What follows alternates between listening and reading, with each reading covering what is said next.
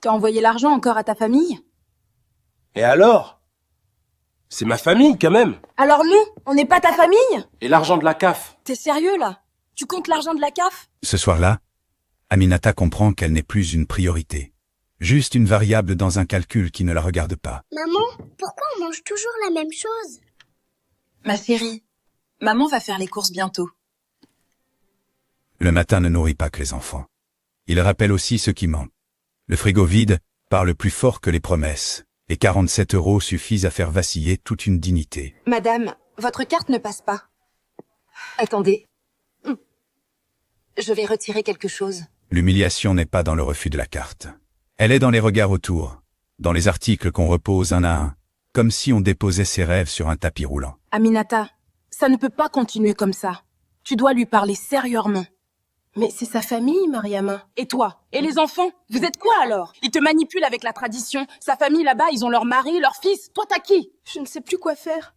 Parfois, il faut une amie pour dire tout haut ce qu'on n'ose plus penser. La tradition devient alors un masque commode, pour justifier l'injustice. Madame Diallo, c'est votre 3e demande de crédit cette année. Monsieur, c'est pour les enfants, l'école, les vêtements... Mais votre mari travaille, pourtant, je vois ses virements réguliers, mais pas vers votre compte. Devant les chiffres, les excuses ne tiennent plus. Les relevés bancaires ne mentent pas. Ce jour-là, Aminata comprend qu'elle porte seule un fardeau qui devait être partagé. Tu as l'air épeusée, Aminata. Ça va aller. C'est ton mari, hein? Ma sœur a vécu la même chose. Un jour, elle a trouvé les reçus. Il envoyait tout au pays, pendant qu'elle se tuait à travailler. Je n'en peux plus, Sophie, j'ai honte. La honte, c'est lui qui devrait l'avoir, pas toi. La nuit, pendant que d'autres dorment, certains nettoient leur survie. Et entre deux coups de serpillière, la honte change enfin de camp-point. Mon frère, ta femme ne va pas supporter longtemps, moi je te dis, il faut partager. Partager quoi? Ma mère est malade, mes frères n'ont rien, tu veux que je les abandonne? Et ta femme, tes enfants ici en France, c'est pas de l'abandon ça. L'argent de la CAF, Mamadou, c'est pour vos enfants ensemble, pas pour ta conscience. Tu ne comprends pas? Tu vis 2 vies, mais un jour, tu vas tout perdre. Il y a ceux qui vivent ici, et ceux qui vivent ailleurs, sans jamais assumer le choix. 2 vies, une seule vérité. J'ai vu ton téléphone, Mamadou. 800 € le mois dernier. 800 € pendant que tes enfants mangent des pâtes tous les jours. Je ne me reconnais plus. Je vole presque pour nourrir mes enfants pendant que toi... Ce soir-là, Aminata ne demande plus. Elle constate. Et c'est souvent à cet instant précis que tout peut basculer. 10 ans que je me bats seule. Qu'est-ce que tu fais? Ce que j'aurais dû faire il y a longtemps. Je pars chez ma mère avec les enfants. Tu ne peux pas faire ça. Il y a des nuits qui ne servent pas à dormir, mais à comprendre. 10 ans de silence, 10 ans à tenir pour 2, pendant qu'un homme dormait à côté d'elle sans jamais la voir tomber. Maman, pourquoi t'as pleuré cette nuit? Je t'ai entendu. Maman avait juste mal à la tête, ma chérie. C'est papa qui te fait mal à la tête, hein. Ma fille, maman va tout arranger. Je te le promets. Les enfants sentent toujours la vérité avant les adultes. Ils n'ont pas les mots, mais ils voient les larmes dans l'air. Aminata ment pour protéger. Elle apprend déjà à ses enfants ce que font toutes les mères fatiguées. Aminata, ça va? Tu as maigri. Ça va, Kadiatou. Et toi? Écoute, je sais que ce n'est pas mes affaires, mais... J'ai vu Mamadou hier à la Western Union, il envoyait de l'argent. Beaucoup d'argent. Même pas par virement, il cache vraiment bien son jeu. Mon mari faisait pareil, jusqu'au jour où j'ai dit « C'est moi et tes enfants, ou c'est ta famille là-bas, Bali. Mais tu ne peux plus avoir les deux sur mon dos. » Et qu'est-ce qu'il a fait? Il a choisi. Pas tout de suite. Mais il a fini par choisir, parce qu'il a compris qu'il allait nous perdre pour de vrai. Western Union.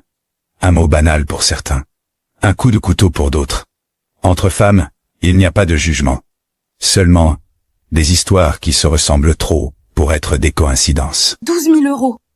En 6 mois, 12 000 € pendant que je mendiais des crédits. Tu as décidé quoi? J'ai trouvé les reçus, Mariama. 12 000 € en 6 mois. 12 000 €. 12 000. Aminata, tu dois porter plainte. C'est de l'abandon de famille. Porter plainte contre le père de mes enfants?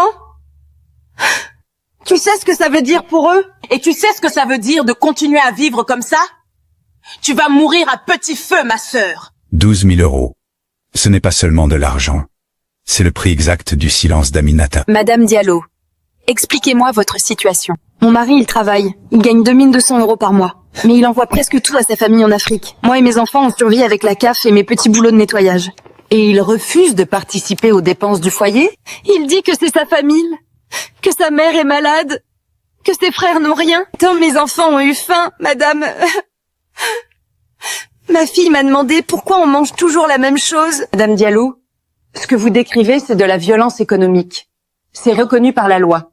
Vous pouvez porter plainte. Dans notre communauté, si je fais ça, je suis finie. On dira que je veux détruire un homme, que je suis une mauvaise femme, que je ne respecte pas la tradition. Et vos enfants, qui les respectent, eux? Madame Diallo, la tradition ne doit jamais justifier la souffrance. Quand la loi met enfin un mot sur la douleur, ça fait peur. Violence économique. Un terme froid pour une réalité brûlante. Entre la loi et la communauté, Aminata est coincée. D'un côté, la justice. De l'autre, le regard des siens. Et au milieu, ses enfants, qui n'ont rien demandé à personne. Aminata? 12 000 €. En 6 mois. Tu as fouillé mes affaires? Tes affaires. Dans notre appartement. 12 000 €, Mamadou. 12 000 €. Tu ne comprends pas, c'est ma mère, elle avait besoin de moi. Tu as tué quelque chose en moi, Mamadou. Quelque chose qui ne reviendra jamais. Je vais changer. Je te jure. Je pars chez ma mère. Et je ne reviens que si tu fais un choix. Un vrai choix. Mamadou parle de sa mère. Aminata parle de ses enfants. Entre les deux, il n'y a plus de place pour le mensonge. Quand une femme dit « Tu as tué quelque chose en moi », ce n'est pas une menace. C'est un constat. Aminata, réveille-toi, ma fille. Maman, j'ai échoué. J'ai tout raté. Non, ma fille, tu n'as pas échoué. Tu as survécu. Et aujourd'hui tu vas renaître. Il y a 30 ans, j'ai fait le même choix que toi. Ton père envoyait tout au village. Moi et vous, mes enfants, on vivait avec rien.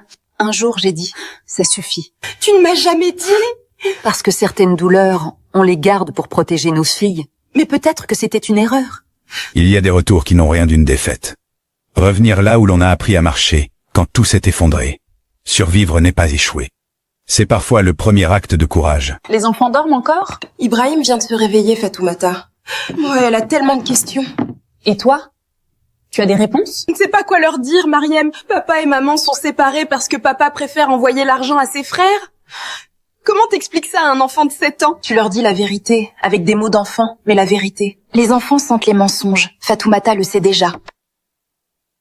Maman, on va rester chez mamie combien de temps? Je ne sais pas encore, ma chérie. Mais ce que je sais, c'est que maman va tout faire pour que vous soyez heureux.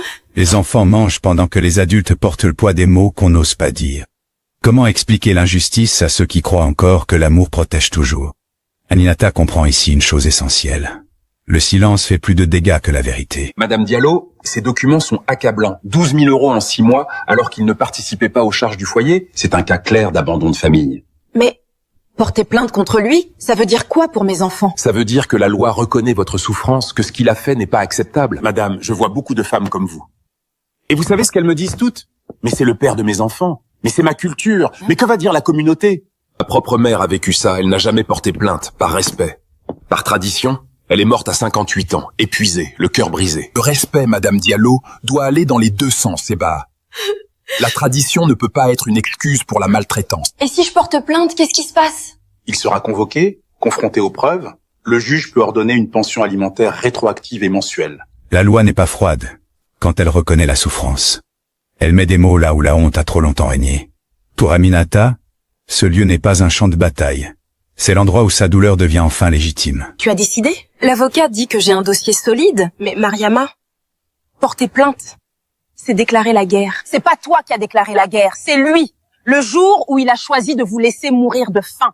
Sa mère m'a appelé ce matin. Sa mère? Depuis le Mali? Son devoir de mère, c'était d'élever un homme qui respecte sa femme. Oh, elle m'a dit que si je pars, Mamadou ne trouvera jamais une autre femme. Il y a des guerres qu'on ne choisit pas. Elles commencent le jour où l'on accepte de ne plus mourir en silence. Aminata réalise que se battre pour soi n'est pas trahir, c'est protéger. Mon frère... Ça fait 3 jours, tu dois te ressaisir. Elle ne répond pas, elle a bloqué mon numéro, ma propre femme me bloque. Elle ne bloque pas son mari, elle bloque l'homme qui l'a trahi. Je ne voulais pas ça. Ma mère est vraiment malade, Boubacar. Mes frères n'ont vraiment rien. Qu'est-ce que je devais faire? Leur dire la vérité. Maman, je ne peux pas envoyer 800 € par mois. J'ai une famille ici, je peux envoyer 200. C'était si difficile. Pendant longtemps, Mamadou a cru porter le monde sur ses épaules. Mais vouloir sauver tout le monde finit parfois par détruire ce qu'on aime le plus. Dans ce désordre, il comprend trop tard que les intentions ne remplacent jamais les responsabilités. Aminata, nous comprenons ta douleur, mais un divorce, c'est grave, très grave. Je n'ai pas parlé de divorce, Tantawa. J'ai juste dit que je ne rentre pas. C'est pareil, si tu portes plainte, il y a un juge, des avocats, c'est fini, tu ne pourras plus revenir en arrière. Tantawa, Tante Binta, avec tout le respect que je vous dois. Vous n'avez pas vécu ce qu'Aminata a vécu, moi si. Et je ne laisserai personne faire culpabiliser ma fille. Toute ma vie, j'ai entendu « supporte, pardonne, c'est ton devoir ». Et vous savez ce que ça m'a apporté? Des nuits blanches, des larmes cachées, un cœur brisé que je porte encore aujourd'hui. Ma fille ne vivra pas ça, plus maintenant. La tradition parle fort. La culpabilité encore plus. Mais ce soir-là, une mère se lève et brise une chaîne invisible. Parce qu'aimer sa fille, c'est refuser qu'elle répète les mêmes douleurs. Madame Diallo, vous accusez votre époux d'abandon de famille. Expliquez-nous les faits. J'ai les preuves. 12 000 € en 6 mois, pendant que je comptais 23 € pour nourrir 3 personnes. Monsieur Diallo, confirmez-vous ces envois? Oui, madame la juge, mais ma mère est malade. Ma famille a besoin. Votre famille en France aussi avait besoin. Vos enfants avaient faim. La solidarité familiale est admirable. L'abandon de vos propres enfants ne l'est pas. Madame Diallo, que demandez-vous? Ma cliente demande une pension alimentaire de 800 € par mois, rétroactive sur 6 mois, la garde exclusive des enfants et des dommages et intérêts pour violence économique. Madame la juge, je veux juste récupérer ma famille. Je suis prêt à changer. Monsieur Diallo, les promesses ne nourrissent pas des enfants. Les actes, si. Je vais ordonner une médiation familiale, pension provisoire de 600 € par mois à compter d'aujourd'hui, audience suivante dans 3 mois. Séance levée. Aminata ne demande pas vengeance. Elle demande reconnaissance et le droit de respirer. On croit souvent que renaître, c'est recommencer. Mais renaître, c'est surtout refuser de disparaître. Aminata n'a pas gagné une bataille. Elle a retrouvé sa dignité.